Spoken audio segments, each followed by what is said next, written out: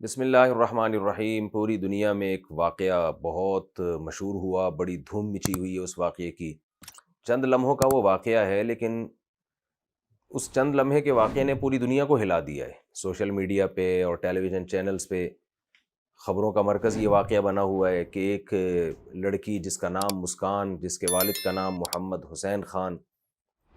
وہ لڑکی چہرہ چھپا کے کالج جا رہی ہے۔ چند لڑکے آ کے اس کو تنگ کرتے ہیں، نقاب اتارنے کا کہتے ہیں، اور وہ نعرہ تکبیر لگاتے ہوئے کالج میں داخل ہو جاتی ہے، کلاس میں داخل ہو جاتی ہے۔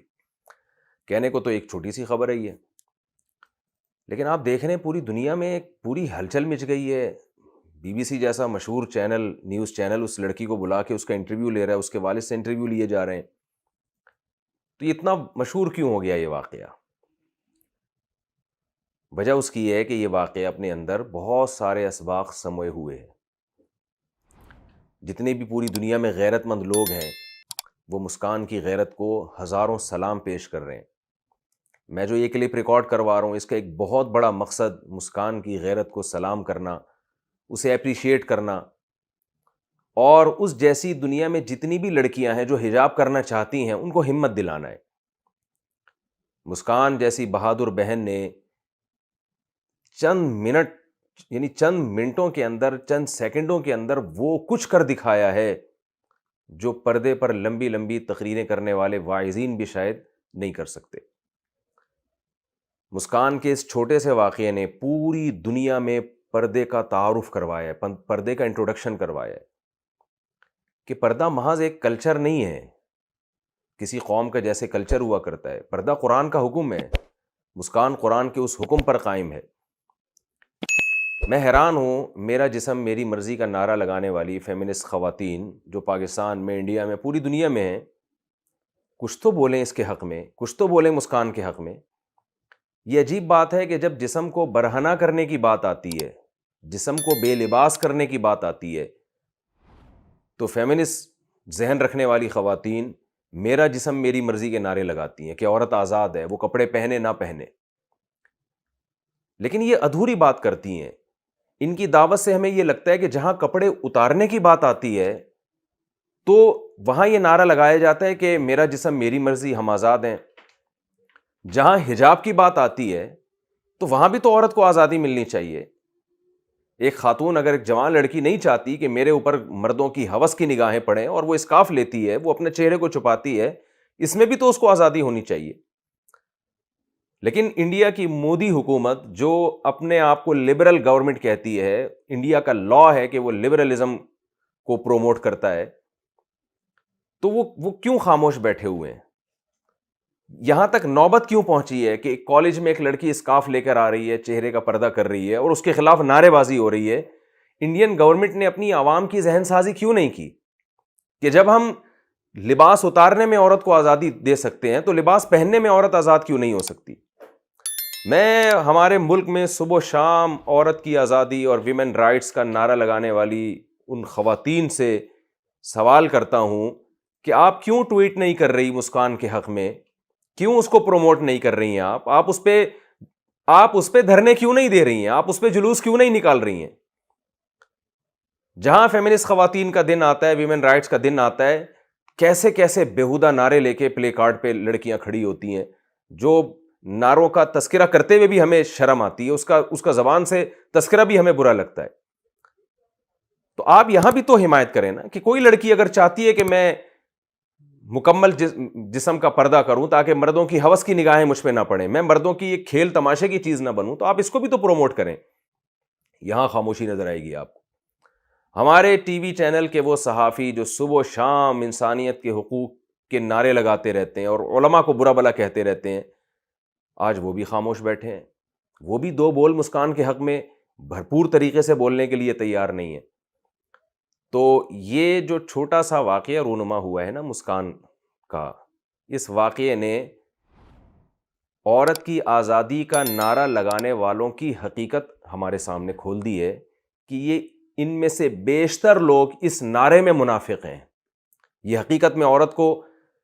آزاد نہیں کرنا چاہتے۔ اور ہم اکثر اپنے بیانات میں یہ بات بولتا رہتا ہوں، اور میں کیا بولتا ہوں، بڑے علماء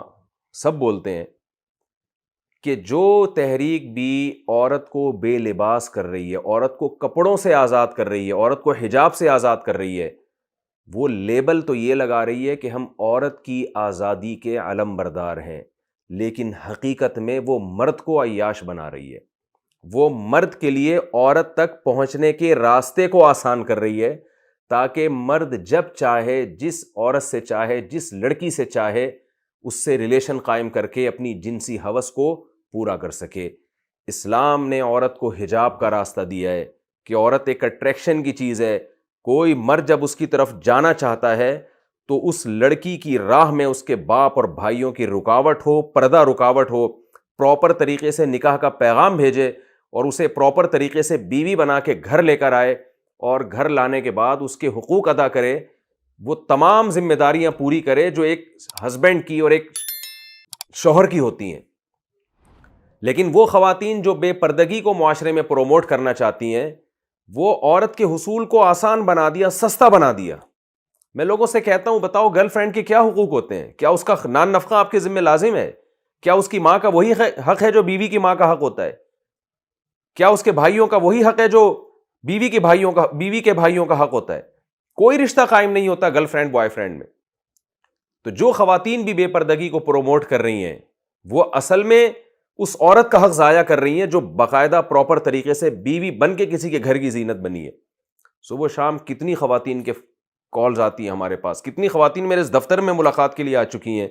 کہ ہمارے مرد کے دفتروں میں ناجائز تعلقات ہیں لڑکیوں کے ساتھ، وہ گھر میں ٹائم نہیں دیتے، اپنی بیویوں کے پاس نہیں آتے، 10 لڑکیوں کے ساتھ ان کی دوستیاں ہیں۔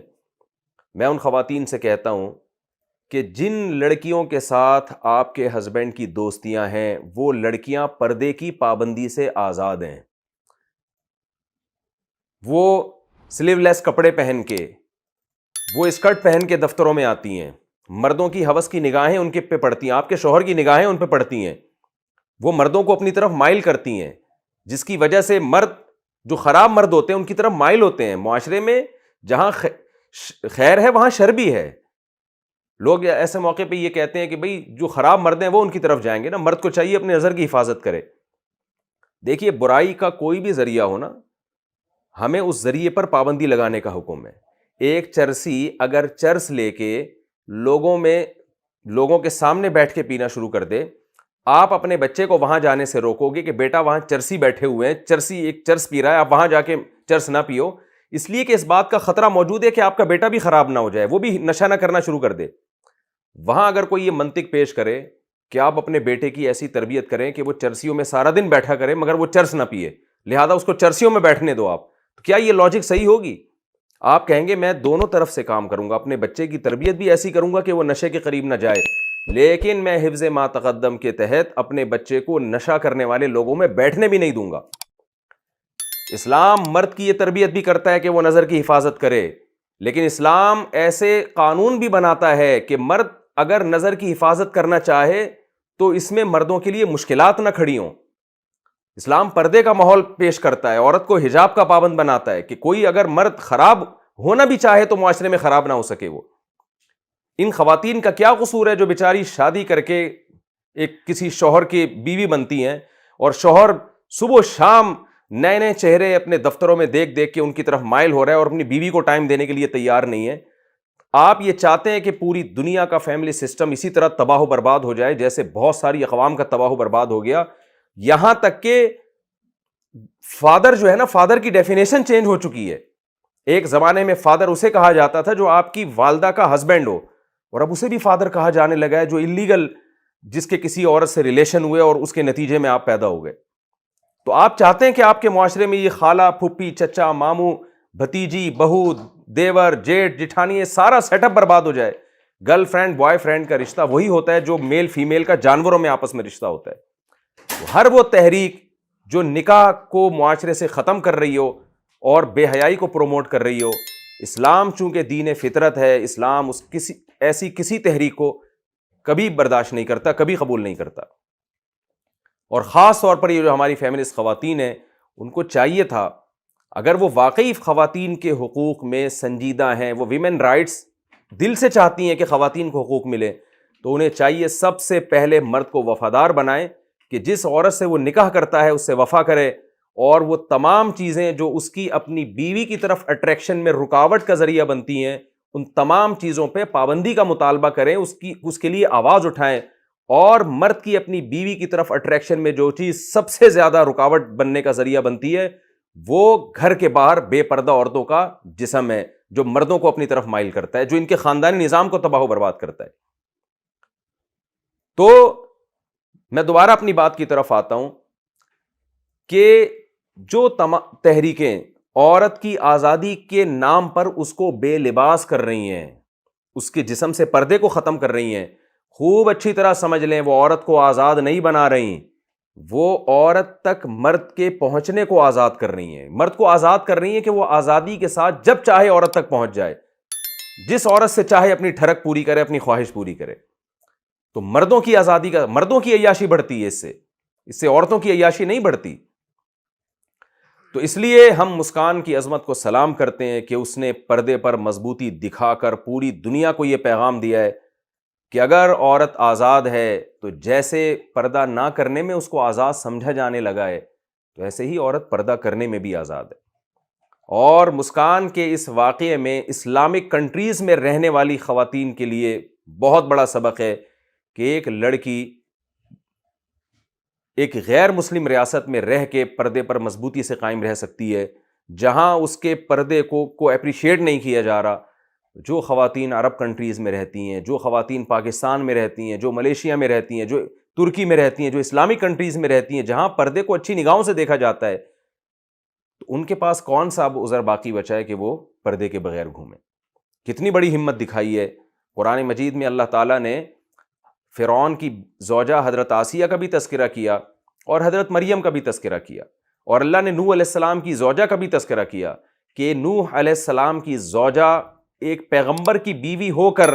نقصان میں جائے گی، آخرت میں آگ میں جلے گی، اور فرعون کی بیوی ایک کافر اور ظالم بادشاہ کی بیوی ہو کر بھی جنت میں جائے گی۔ تو فرعون کی بیوی نے چاروں طرف کفر کے ماحول میں اور اللہ کے مخالف ماحول میں اس نے اسلام پر قائم رہ کر دکھایا۔ تو ہماری اس بہن مسکان نے بھی چاروں طرف جب اس کے حجاب کی حوصلہ شکنی کی جا رہی ہے اس وقت حجاب کو پروموٹ کر کے دکھایا، نعرہ تکبیر لگا کے دکھایا۔ تو ہم سمجھتے ہیں کہ جیسے فرعون کی بیوی آسیہ میں رضی اللہ عنہا میں عورتوں کے لیے عبرت کا سامان ہے جس کو قرآن بیان کرتا ہے، ایسے ہی ہماری اس بہن مسکان کے اس واقعے میں ہماری ان بے پردہ عورتوں کے لیے عبرت کا سامان ہے جو اسلامک کنٹری میں رہ کر بھی اسکارف نہیں لیتی اور پردہ نہیں کرتی۔ میں اپنی بات کو آخر میں چند ان الفاظ کے ساتھ ختم کروں گا۔ آپ کو پتہ ہے کہ مسکان جس شہر سے تعلق رکھتی ہے اس کو کرناٹک کہتے ہیں، اور یہ ٹیپو سلطان کا شہر ہے۔ ٹیپو سلطان کا ایک مشہور مقولہ ہے کہ شیر کی ایک دن کی زندگی گیدڑ کی 100 سالہ زندگی سے بہتر ہے۔ تو میں کہنا چاہوں گا کہ اگر آج ٹیپو سلطان زندہ ہوتا اور یہ جو فیمنسٹ عورتیں جو عورت کو بے لباس کرنا چاہتی ہیں، پردے کی قید سے آزاد کرنا چاہتی ہیں، پردے کی پابندی سے آزاد کر کے مردوں کو عیاش بنانا چاہتی ہیں، ٹیپو سلطان اگر زندہ ہوتا تو اپنے قول کو چینج کر کے یوں کہتا کہ مسکان جیسی غیرت مند باپردہ لڑکی کی ایک دن کی زندگی ان ہزاروں عورتوں کی زندگی سے کروڑہا گنا بہتر ہے جو میرا جسم میری مرضی کا نعرہ لگا کے معاشرے میں بے حیائی، زنا اور بدکاری کو پروموٹ کرتی ہیں۔ اللہ تعالیٰ ہمیں مسکان کے اس واقعے سے سبق حاصل کرنے کی توفیق عطا فرمائے، اور مسکان نے جو پوری دنیا میں پردے کو پروموٹ کیا ہے، ہم تشدد کے قائل نہیں ہیں، ہم اس کے بھی قائل نہیں ہیں کہ کوئی لڑکی اگر بے پردہ گھوم رہی ہے تو آپ اس پہ سختی کرنا شروع کر دیں۔ جو آپ کے ملک کا لاء ہے، کسی کو بھی قانون ہاتھ میں لینے کی اجازت نہیں ہے، لیکن ہم یہ کہتے ہیں کہ آپ اگر بے پردگی کے معاملے میں عورت کو آزادی دلانا چاہتے ہیں تو پردے کے معاملے میں بھی عورت کو آزاد ہونا چاہیے۔ وما علینا الا البلاغ۔